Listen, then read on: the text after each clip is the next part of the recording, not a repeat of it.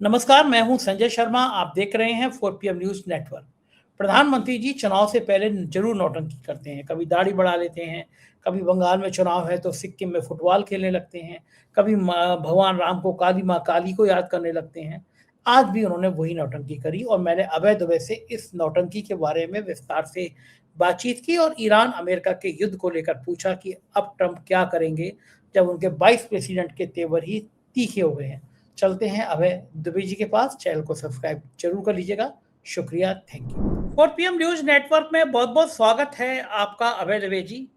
मुझे आज बहुत दुख सा हो रहा है अपने प्रधानमंत्री पे। जब आदमी बुजुर्ग होता है तो उसका ध्यान रखना चाहिए, उसकी भावनाओं का ध्यान रखना चाहिए। अब बेचारे वो काशी में रोड शो कर रहे हैं और पश्चिम बंगाल की याद कर रहे हैं। उन्होंने बंगाली भाषा में खुला पत्र जारी करके मतदाताओं से भारतीय जनता पार्टी को समर्थन देने की अपील की है और राम मंदिर का जिक्र किया है, मां काली का जिक्र किया है। राम मंदिर भूल गए थे पिछले दिनों प्रधानमंत्री जी, जब अयोध्या में बीजेपी हार गई थी। उसके बाद उन्होंने पश्चिम बंगाल के साथ अपने भावनात्मक जुड़ाव की और उस आध्यात्मिक अनुभव से की जो उन्होंने जनवरी 2024 में अयोध्या राम मंदिर के अभिषेक समारोह से पहले महसूस किया था, जब उन्होंने 11 दिन का उपवास रखा था। उन्होंने लिखा है, जनवरी 2024 में अयोध्या में रामलला की मूर्ति की प्राण प्रतिष्ठा हुई तो मैंने 11 दिन का अनुष्ठान किया था, व्रत किया था। चुनाव में मुझे वही अनुभूति हुई जो किसी देवी मंदिर के दर्शन के समय होती है। राम मंदिर का जिक्र छोड़ दिया था, लेकिन तुरंत उनको याद आया कि देवी जी की उपासना है, बंगाल के मतदाताओं का जिक्र है और रोड शो में भगवान राम को याद कर लिया। अब मान जाना चाहिए प्रधानमंत्री की बात। देखिए, चुनाव आयोग तो बेचारे ने छूट दे रखी है। ज्ञानेश कुमार ने कर्नाटक में जाते हैं, प्रधानमंत्री जी कहते हैं कि बजरंगबली के नाम पे वोट दे दो या भगवान राम के नाम पे वोट दे दो। मेरे ख्याल से चुनाव आयोग को पन्ना हटा देना चाहिए जिसमें लिखा हुआ है कि किसी भी धार्मिक धर्म का, ईश्वर का नाम लेकर आप वोट नहीं मांग सकते। ज्ञानेश कुमार को उसमें यह संशोधन कर देना चाहिए कि प्रधानमंत्री को या भारतीय जनता पार्टी को इससे छूट मिली हुई है। प्रधानमंत्री जी धर्म का नाम लेके वोट मांग सकते हैं, भगवान का नाम लेके वोट मांग सकते हैं, बाकी कोई नहीं मांग सकता। क्या ऐसा कोई आदेश हो नहीं सकता अभय जी चुनाव में? क्यों नहीं हो सकता? प्रधानमंत्री के लिए विशेष नियम कानून बन सकते हैं। और साथ उन्होंने अभी आम आदमी पार्टी के राज्यसभा सदस्य हड़प लिए, अभी बहुमत से दूर हैं। अभी दूसरी पार्टियों के और राज्यसभा सदस्य हड़प लेंगे और उसके बाद में जब राज्यसभा में भी बहुमत हो जाएगा, उसके बाद हो सकता है कि संविधान संशोधन इस तरह का कराने के लिए प्रधानमंत्री प्रस्ताव रखें। आपका सुझाव अच्छा है। मैं भी चाहता हूं कि हमारी आपकी चर्चा प्रधानमंत्री कहीं सुन रहे हो, प्रधानमंत्री ना सुन रहे हो, पीएमओ का कोई बंदा सुन रहा हो जो प्रधानमंत्री का सहायक हो, तो वो उनको कह सकता है कि भाई आप एक विशिष्ट किस्म के व्यक्ति हैं, वैसे भी आप नॉन बायोलॉजिकल हैं, फिर देश के लगातार तीसरी बार प्रधानमंत्री हुए हैं, क्या पता चौथी बार भी प्रधानमंत्री हो जाए, तो आपको तो कुछ विशेषाधिकार प्राप्त होना ही चाहिए। आपके ऊपर आज आप चुनाव आयोग वैसे भी आपको विशेषाधिकार संपन्न व्यक्ति मानता है और प्रधानमंत्री से ज्यादा विशेषाधिकार किसका हो सकता है? तो इस तरह का मेरे ख्याल से सुझाव आपका अच्छा है। प्रधानमंत्री के लिए एक प्रस्ताव, एक बिल लाया जाना चाहिए और उस बिल के ऊपर फिर बहस होनी चाहिए संसद में। फिर देखते हैं क्या होता है। बहस क्यों होनी चाहिए? प्रधानमंत्री जी हैं, वो बायोलॉजिकल नहीं है, सीधा प्रस्ताव लाएं, आपके सबको साइन कर देना चाहिए। प्रधानमंत्री जी हमारे लोकतांत्रिक भी तो हैं। अच्छा, उनको कहना दिखाना भी है उनको कि वो डेमोक्रेटिक हैं। प्रधानमंत्री लोकतांत्रिक भी तो हैं। बिना बहस के अगर प्रधानमंत्री को विशेषाधिकार देने संबंधी प्रस्ताव पास हो गया तो फिर उसमें आरोप लग जाएगा कि वो लोकतांत्रिक नहीं है। तो वो लोकतांत्रिक होने की भी तो एक कवायद करेंगे। हाँ, ये बात तो सही है। स्पिरिचुअल हैं भाई, देखिए वो स्पिरिचुअल हैं, आध्यात्मिक हैं। जैसा उन्हें राम मंदिर से पहले उन्होंने व्रत रखा था, उपवास किया था, वो जो आध्यात्मिक अनुभव हुआ था, वही आध्यात्मिक अनुभव उन्हें पश्चिम बंगाल में झालमुड़ी खाने में हुआ। वही आध्यात्मिक अनुभव उन्हें जब ये खत्म हो गई, आपकी पूरी चुनाव मुहिम खत्म हो गई, तो उसके बाद फिर उन्हें याद आया अचानक कि उन्होंने झालमुड़ी तो खाई लेकिन फुटबॉल में किक नहीं मारी। हाँ, तो वो फुटबॉल में किक मारने के लिए अब वहां तो मारने से कोई फायदा नहीं होता, क्यों वहां तो खत्म हो गई। तो वो सिक्किम गए और वहां गंगटोक में उन्होंने बाकायदा एक फुटबॉल की जर्सी मंगवाई और फुटबॉल खिलाड़ी की ड्रेस उन्होंने पहनी। फिर वो मैदान में गए और फिर गोल किया, प्रधानमंत्री ने गोल किया, और जिस तरीके से झालमुड़ी खाई थी उसी तरह से गोल भी हुआ। और उसके बाद में फिर प्रधानमंत्री ने हाई फाइव किए जो खिलाड़ी लोग आपस में करते हैं। तो उन्होंने अपनी तरफ से बंगाल के चुनाव में जितना नाटक हो सकता है, जितना ड्रामा हो सकता है, सब कर लिया उन्होंने। झालमुड़ी भी खाई, गंगटोक जाके उन्होंने फुटबॉल में किक भी मारी, उसके बाद में उन्होंने कहा कि पूरा चुनाव उनके लिए एक आध्यात्मिक अनुभव था, और रामचंद्र जी और काली माँ को आपस में जोड़ दिया। तो ये भी उन्होंने, ये तो एक नॉन बायोलॉजिकल व्यक्ति ही कर सकता है। दो अच्छा बड़ी देखिए जी। अबे जी, इतना बढ़िया स्क्रिप्ट लिखने वाला आदमी, इतनी बढ़िया एक्टिंग करने वाला प्रधानमंत्री पहले कभी कोई हुए हैं? हर बार नया क्रिएशन। नहीं, प्रधानमंत्री की इस योग्यता को सब लोग बहुत पहले से जानते हैं। प्रधानमंत्री की इस क्षमता को लाल कृष्ण आडवाणी भी जानते थे। प्रधानमंत्री की जो क्षमता है, इसको किसान आंदोलन हो रहा था तो बलवीर सिंह राजोवाल जो थे, उन्होंने अपने भाषण में क्या कहा था, याद कीजिए। किसान आंदोलन, हम तो आपके 4 PM के मंच पर उस भाषण को दोहरा चुके हैं। तो वो प्रधानमंत्री की इस क्षमता को सबको ही जानते हैं। और उसके बाद आप सिक्किम में देखिए प्रधानमंत्री किस तरह की पोशाक पहने खड़े हुए थे। उनके कोई बुजुर्गवार आ जाते हैं अगर प्रधानमंत्री के वहां पर, तो उनको देख के पहचान ही नहीं पाते कि अरे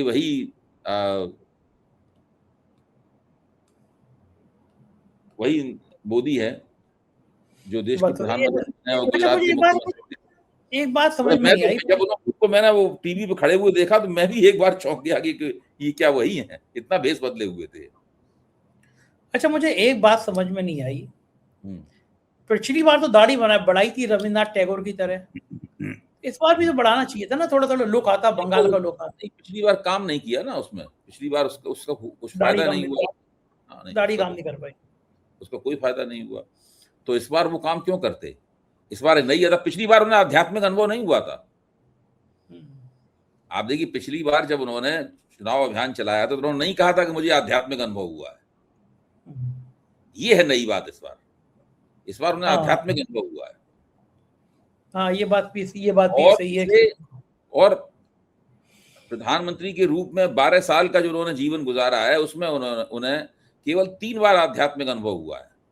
एक बार हुआ था राम मंदिर की प्राण प्रतिष्ठा के सवाल पर, एक बार तब जब बनारस से चुनाव लड़ने गए थे तो कहा गंगा माँ ने मुझे बुलाया है, तस्लीम आया हूँ यहाँ पे, और दूसरा ये बंगाल के चुनाव में चुनाव प्रचार करने के दौरान आध्यात्मिक अनुभव हुआ।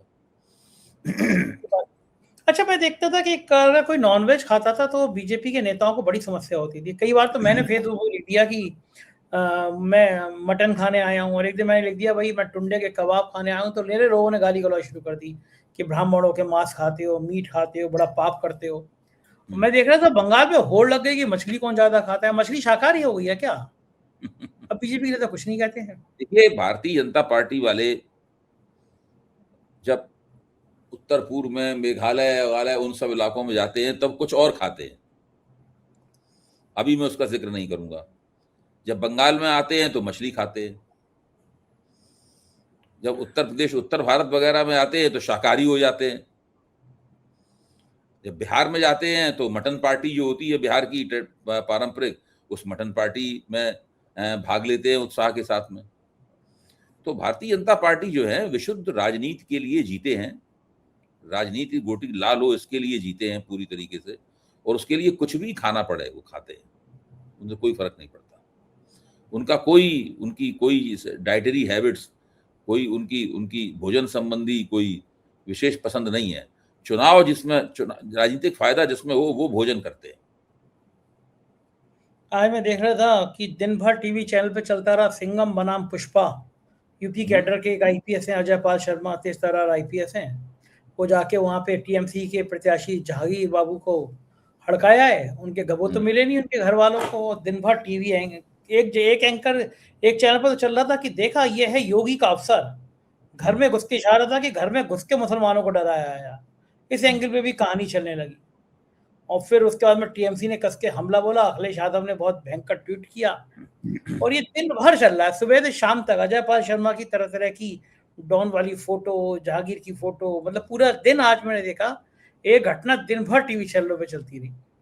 तो अभी आप ये भी ये देखिए, जब योगी आदित्यनाथ आते हैं उत्तर प्रदेश से और चुनावी भाषण देते हैं और चुनावी भाषण में ये लाइन बोलते हैं कि वरना यूपी का बुलडोजर आएगा और हाथ पैर तोड़ देगा।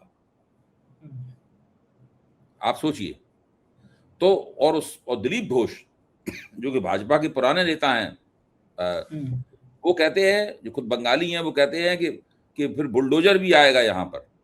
यानी अभी से उन्होंने वहां ऐलान कर दिया है कि बुलडोजर वाले प्रशासन, अगर हमारी सरकार बनी तो बुलडोजर वाले प्रशासन का ही मॉडल यहाँ पे लाएंगे। तो आप समझिए कि बंगाल के लोग क्या सोच रहे होंगे इस वक्त। कितने प्रसन्न होकर वो भारतीय जनता पार्टी को वोट देंगे कि आप आइए, चलो सब लोग मिलजुल कर वोट डालें और बुलडोजर का स्वागत करें। अच्छा, वो मैं देख रहा था कि महिलाओं के लिए बड़ी बड़ी बातें हो रही थी, महिला आरक्षण बिल को लेकर पूरे जिले जिले में प्रदर्शन किया।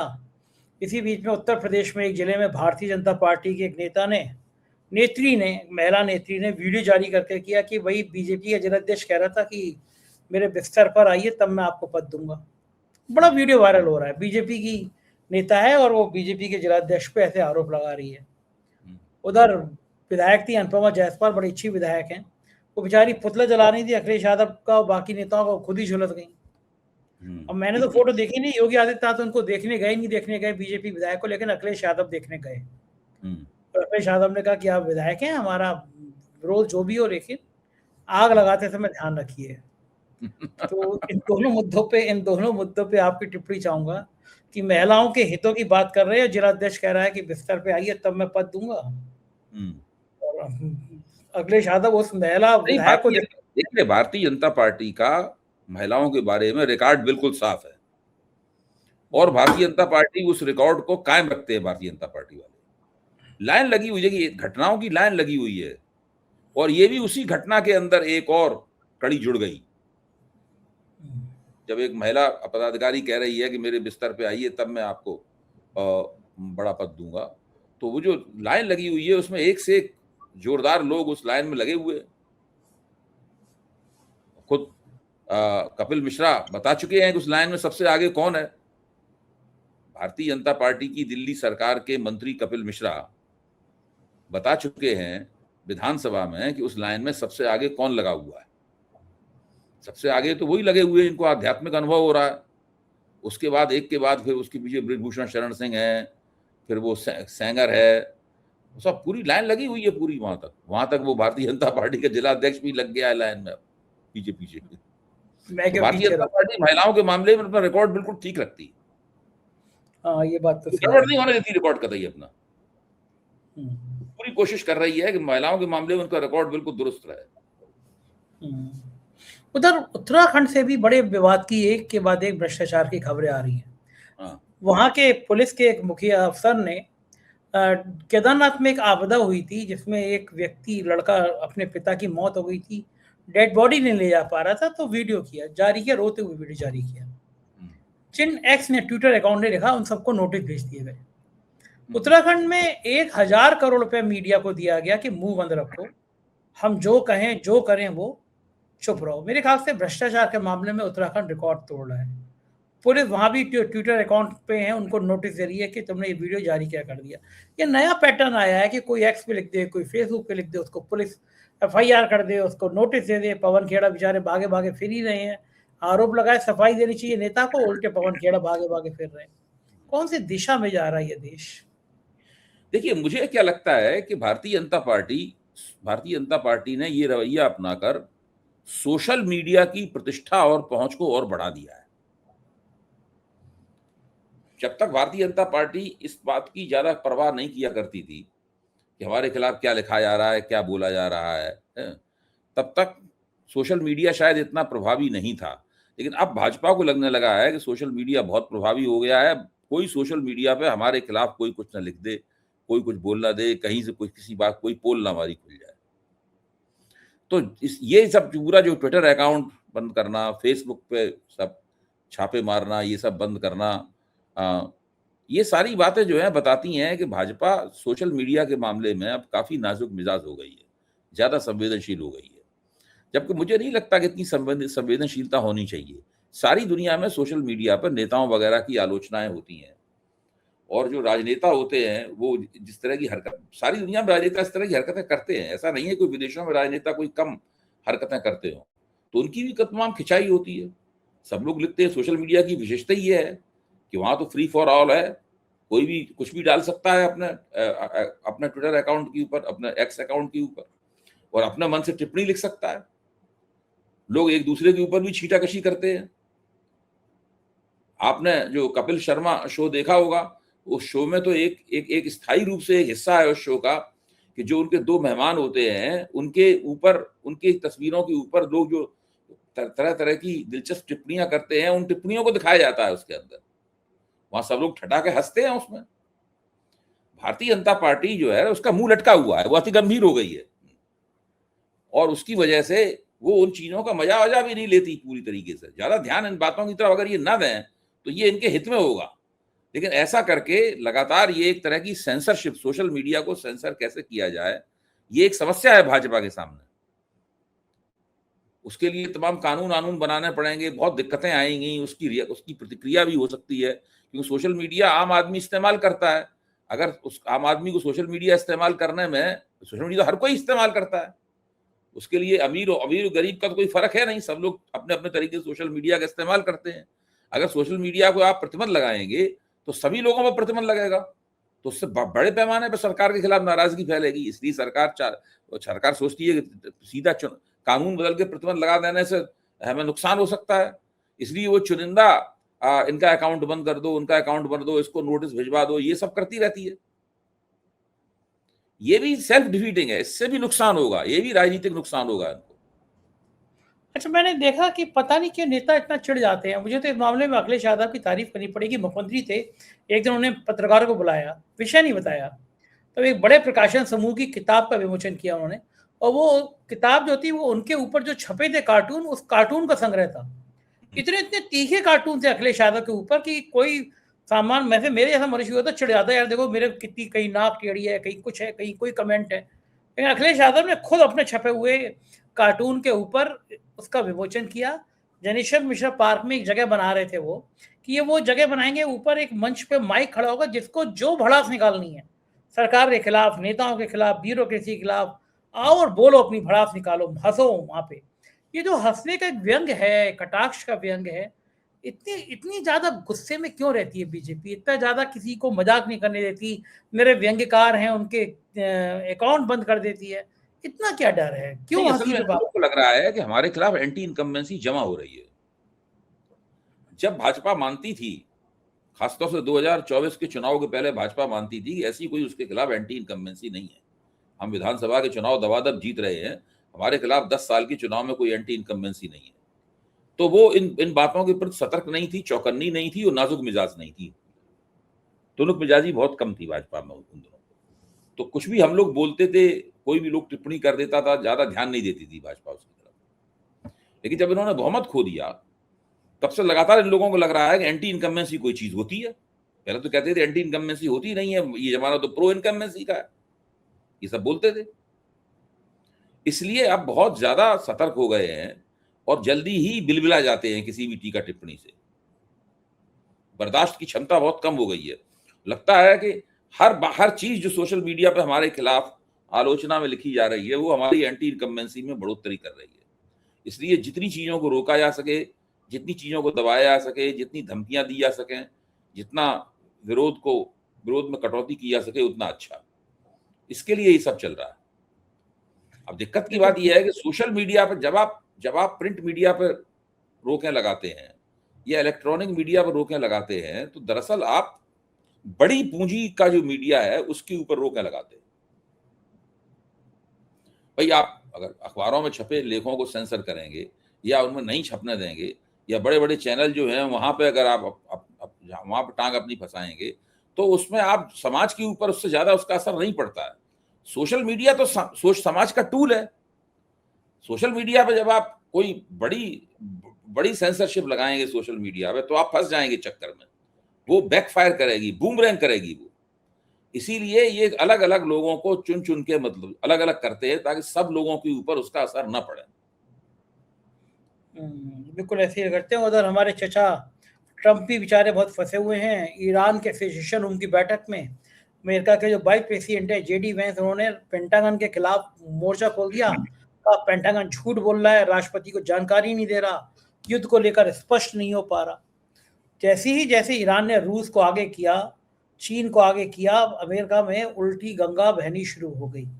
अब वाइस प्रेसिडेंट ने ही मोर्चा खोल दिया पेंटागन के खिलाफ। मुझे लग रहा है कि युद्ध विराम हो ना हो, लेकिन ट्रंप की राजनीति का विराम हो जाएगा अगर ये ऐसी मामला चलता रहा। बार नहीं, बार धमकी देते ट्रंप प्रशासन में तो इस सवाल के ऊपर काफी मतभेद है। जेडी वेंस ने आज तक एक भी बयान आप नहीं दिखा सकते जिसमें उन्होंने ईरान के ऊपर हमले का समर्थन किया हो। जेडी वेंस कई बार फोन करके नेतन्याहू को भी भली बुरी जली कटी कह चुके हैं कि तुम क्या करवा रहे हो। नेतन्याहू से भी कह चुके हैं। इसी तरीके से नेशनल इंटेलिजेंस की जो इंचार्ज हैं तुलसी गब्बार्ड, वो भी इन्हीं की तरीके से, जेडी वेंस की तरीके से वो भी ईरान पे हमले की समर्थक नहीं है। तो ट्रंप प्रशासन में काफी मतभेद हैं और कुछ महत्वपूर्ण लोगों ने तो इस्तीफे दे ही दिए हैं अपने। हम लोग उनके बारे में चर्चा कर ही चुके हैं। तो ट्रंप प्रशासन में सवाल के ऊपर काफी मतभेद है और वो अब मतभेद धीरे धीरे करके सामने आते जा रहे हैं। जेडी वेंस ने सार्वजनिक रूप से ट्रंप का विरोध नहीं किया है, तुलसी गब्बार्ड ने भी सार्वजनिक रूप से ट्रंप का विरोध नहीं किया है और ट्रंप ने जेडी वेंस को डील कराने के लिए, ईरान से समझौता कराने के लिए भेजा भी। उपराष्ट्रपति के तौर पे वो गए भी, उन्होंने कोशिश भी की डील कराने की, लेकिन वो डील नहीं हो पाई। और अब ट्रंप जो है, अब इस बार ट्रंप जेडी वेंस को भेजने वाले नहीं थे। इस बार केवल कुशनर को और विटकॉफ को ही भेजने वाले थे, यार अपने दामाद और दोस्त को भेजने वाले थे। जेडी वेंस को इस बार भेजने की वाली बात नहीं थी। इसलिए जेडी वेंस को भी लग रहा है कि शायद ट्रंप का जो यकीन उनके अंदर था, वो यकीन भी डगमगा गया है। इसलिए उन्होंने वहां पर मोर्चा खोल दिया, ये कहकर कि पेंटागन जो अमेरिकी युद्ध मंत्रालय है, वो राष्ट्रपति को युद्ध संबंधी सही जानकारियां नहीं दे रहा है। इसकी ये तो बहुत, युद्ध मंत्रालय की बहुत बड़ी आलोचना है। और जो युद्ध मंत्री जो हैं, जो ट्रंप के बहुत अच्छे दोस्त हैं युद्ध मंत्री, तो वो युद्ध मंत्री की भी आलोचना है काफी। यहाँ पे एक मेरे मित्र का फोन आया कि कल शाम से पहले गाड़ी में पेट्रोल भरवा लो, इधर वोटिंग खत्म हुए, उधर तेल के रेट बढ़ जाएंगे। भारत में भी एक खबर आ रही है कि एयरलाइंस बड़ी परेशान है, उड़ानें रद्द हो सकती हैं क्योंकि तेल लगातार महंगा होता चला जा रहा है। क्या लगता है कि अगर ये युद्ध चला तो महंगाई की कमर टूट जाएगी क्या आम मध्यम वर्गीय परिवार की? बिल्कुल, देखिए बहुत बुरी हालत। युद्ध देखिए, अगर ये युद्ध जल्दी खत्म नहीं हुआ और होर्मुज जलडबरी बंद नहीं खुला, अगर ओमान की खाड़ी की तरफ से अमेरिका ने अपना जो ब्लॉकेड है, अपनी नाकेबंदी नहीं हटाई और इस साइड से ईरान ने अपनी नाकेबंदी नहीं हटाई, तो सारी दुनिया उत्तरोत्तर ऊर्जा संकट की शिकार होती चली जाएगी। ऊर्जा से ही सब कुछ चलता है। फैक्ट्रियां भी उससे चलती हैं, कारें भी उसी से चलती हैं, घरों में खाना भी उसी से पकता है। बताइए इससे ज्यादा और ऊर्जा का क्या होगा? अगर बिजली नहीं बनेगी तो पानी भी साफ नहीं होगा, पीने लायक पानी भी नहीं मिलेगा। दुनिया के जाने कितने ऐसे देश हैं जो कि पानी की सफाई करके इनको पेयजल बनाना पड़ता है, उनमें खाड़ी के देश तो प्रमुख हैं उसमें। तो ये खाड़ी में युद्ध करके ट्रंप ने पूरी दुनिया को ऊर्जा संकट के गड्ढे में धकेल दिया है। इससे सब लोग परेशान हैं। अब मामला हल नहीं हो पा रहा क्योंकि इज्जत दांव पे लगी हुई है। अगर ईरान की बात मान लेंगे तो नाक पूरी तरीके से कट जाएगी, काफी कट चुकी है, अब गिर जाए, लटकी हुई है, कट के जमीन पे गिर पड़ेगी। तो इस प्रकार की स्थिति इनकी बनी हुई है, इसलिए सारी दुनिया इससे बेहाल हुई जा रही है। और भारत, जापान और दक्षिण कोरिया, ये 3 देश ऐसे हैं जिन्हें इस ऊर्जा संकट का दूसरे देशों के मुकाबले ज्यादा नुकसान हो रहा है। अब देखिए चारों तरफ अफवाह उड़ रही है संजय जी कि पेट्रोल और डीजल के दाम बढ़ जाएंगे। इसलिए सरकार को बाकायदा सरकार का खंडन करना पड़ा है कि नहीं, ये गलत अफवाह उड़ाई जा रही है जी, अब ऐसा कोई दाम बढ़ाने की योजना नहीं है। लेकिन सरकार एक तरफ ये खंडन करती रहेगी और दूसरी तरफ पूरी तरह दाम बढ़ाने की उसकी योजना भी बन रही होगी पूरी, क्योंकि बहुत दिन तक ये लोग तेल कंपनियों को जो घाटा हो रहा है, उस घाटे उसको तेल कंपनियों को घाटा सहने के लिए नहीं छोड़ सकते।